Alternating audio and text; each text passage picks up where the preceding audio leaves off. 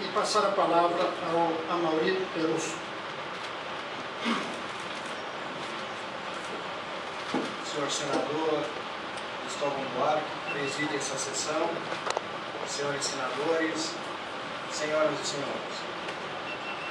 Todos os anos, os 34 tribunais de contas do Brasil examinam as contas de prefeitos, governadores e do presidente da República para organizar o parecer prévio, onde concentram-se todas as informações e análises de cada exercício sobre a responsabilidade de determinado governante.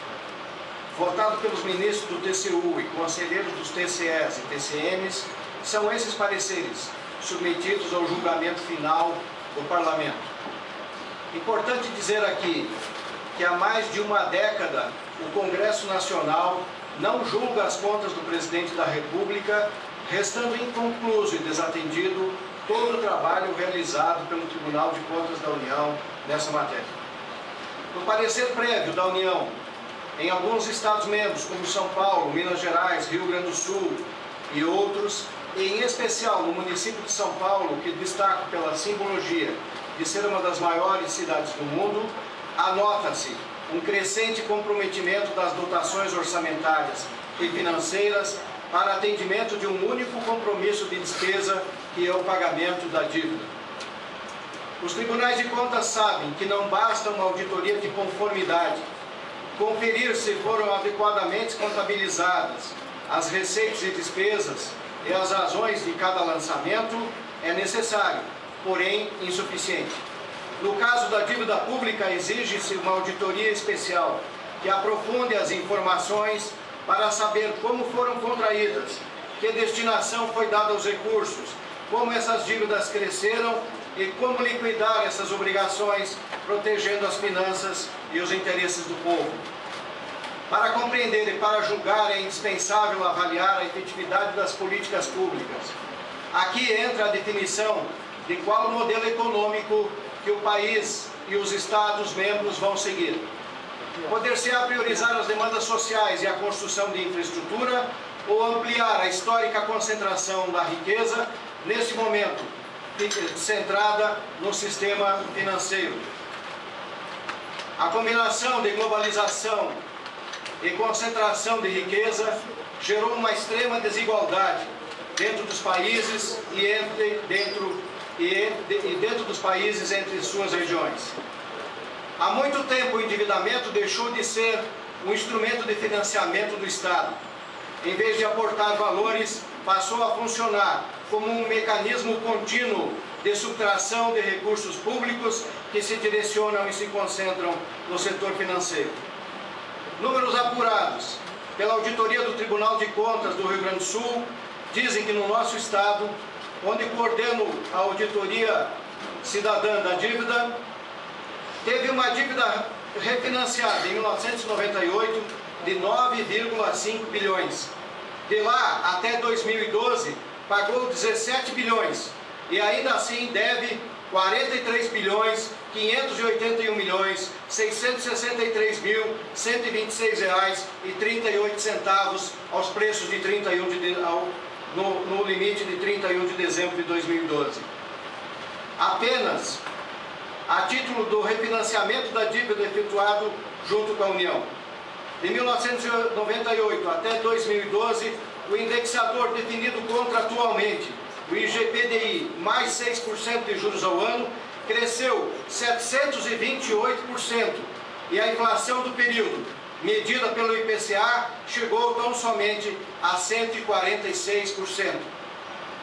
O senhor secretário do Tesouro Nacional, Arno Agostinho, esteve a convite dessa Comissão de Assuntos Econômicos no dia 3 de setembro e desfilou um conjunto de gráficos para demonstrar, aspas, que há um processo no qual os entes federativos vão diminuindo sua dívida com a União, todos foram melhorando, afirma ele, indicando que os estados do Piauí e o Rio Grande do Norte quitaram as suas dívidas. Para caracterizar a melhora, o secretário Arno comparou a dívida com o PIB. Restaram perguntas. Qual o secretário da Fazenda de município, estado ou do país que gerencia PIB? O que é importante é determinar o impacto da dívida sobre o orçamento anual. Ou, em outras palavras, mais consentâneas com a realidade brasileira, qual o serviço público que deixará de ser prestado para pagarmos os juros da dívida. O objetivo da Secretaria do Tesouro, neste momento, é empurrar os endividados para tomarem mais créditos, caracterizando mais do mesmo, especialmente tomando crédito de instituições internacionais. Volto ao caso do Rio Grande do Sul, onde o governador Tarso Genro solicitou e obteve do parlamento local autorização para contratar 6,2 bilhões de novos empréstimos, enquanto pagou somente de juros da dívida pública, somados nos exercícios de 2011 e 2012, 5,1 bilhões e pagará, estimados para 2013, mais 2,8 bilhões. Trata-se de 13% da receita líquida real, percentual não alterado pela subemenda global de relator, conteúdo final do PLC 238/2013, votado pela Câmara dos Deputados. A manter-se aqui no Senado a determinação da Câmara dos Deputados, continuaremos formando o resíduo da dívida até depois de 2020, ainda que a receita do Estado cresça anualmente, como tem crescido nos últimos 10 anos, 3% real ao ano. Enquanto os investimentos com recursos próprios em 2012 no Rio Grande do Sul, da administração direta, não ultrapassou 360 milhões, atingindo com os empréstimos 1,2 bilhões, nós pagamos 2,5 bilhões de dívida. Muito grave, senhores senadores, é admitir-se numa operação entre entes federados que institua-se a prática de juros, no caso do Rio Grande do Sul, da ordem de 6%, de 7,5% para Minas Gerais e 9% para o município de São Paulo. Juro é lucro sobre capital. Quanto representam os juros na dívida federalizada? Estimativas indicam que eles representam 88,44% do montante ainda devido. São 434 bilhões de um total de 491 bilhões atualizados. A estimativa é justificada pela dificuldade de determinar no global, tendo em vista as taxas diferentes de cada contrato. Mas não são apenas juros, senhores senadores. Existem juros sobre juros. No caso do Rio Grande do Sul, o relatório da Secretaria da Fazenda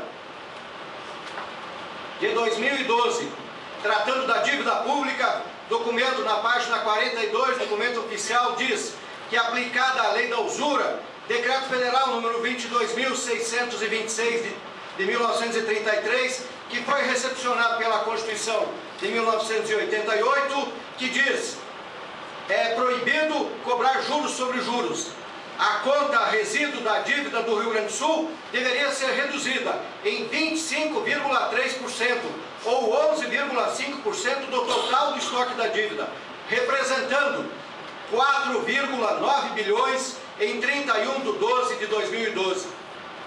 A tabela Price, imprópria sobre todos os aspectos para uma relação entre entes públicos da União, Estados e municípios, imposta dos contratos de federalização das dívidas em 1997 e 98, ao produzir-se resíduo com um limitador de desembolso de 13% da receita líquida real, resulta em anatocismo, prática proibida e condenada pelo STF na súmula 121.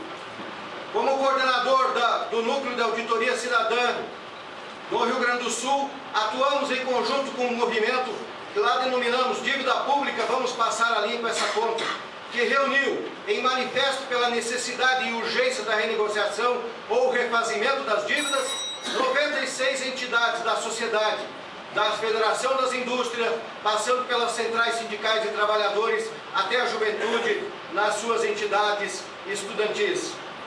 O que nós esperamos, ou o que espera o povo brasileiro do Senado nesse momento? A alteração do projeto de lei que veio da Câmara para determinar: 1.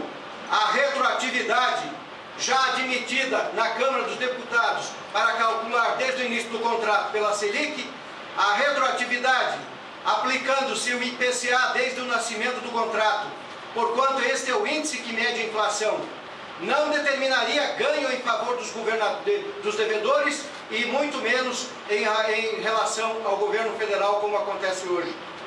2. Expurgo de todo juro. A União não pode ter lucro financeiro sobre estados e municípios.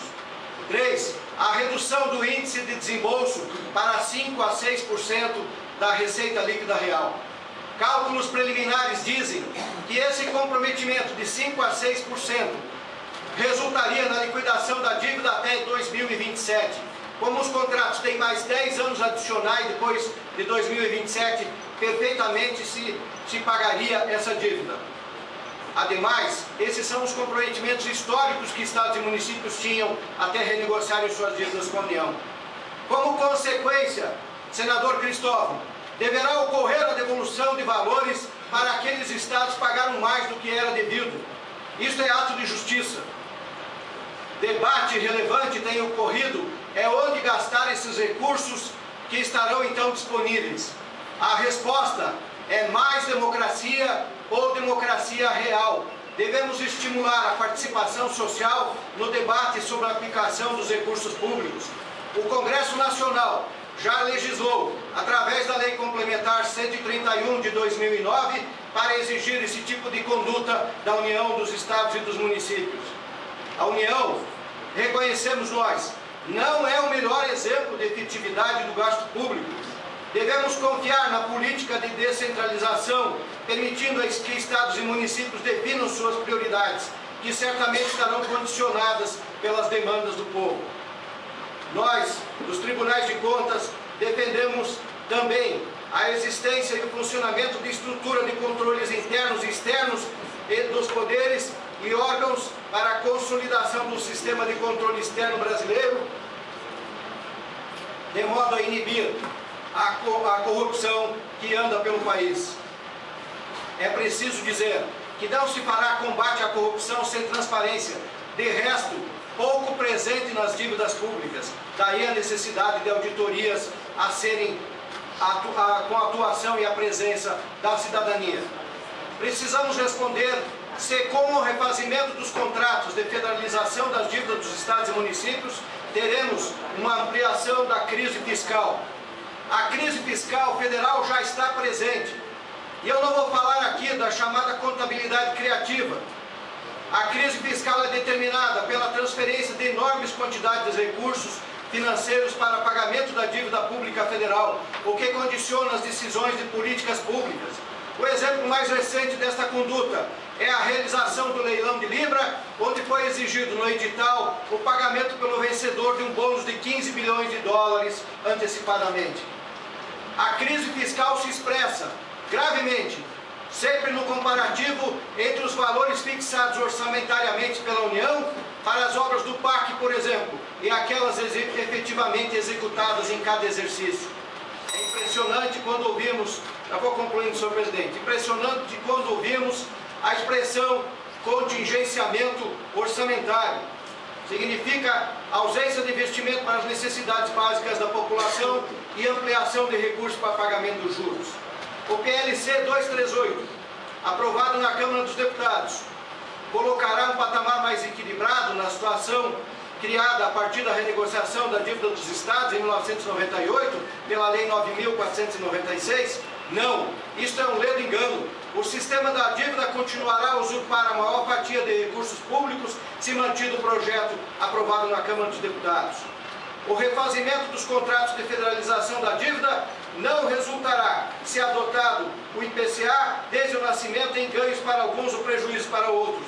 Resultará num processo de justiça para os devedores. A dívida não é um tema a ser medido somente por resultados financeiros. O que se está discutindo é uma relação sadia entre os entes da federação. Agradeço muito por poder falar nesta importante comissão. Permaneço aqui para eventuais questionamentos. Muito obrigado por terem me ouvido.